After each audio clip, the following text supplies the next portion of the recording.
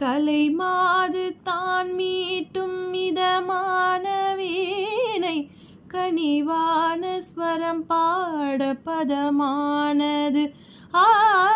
கலை மாது தான் மீட்டும் இதமான வீணை கனிவான ஸ்வரம் பாட பதமானது.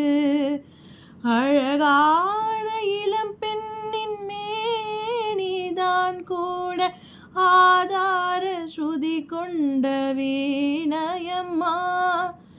அழகான இளம் பெண்ணின் மேனிதான் கூட ஆதார ஸ்ருதி கொண்ட வீணையம்மா.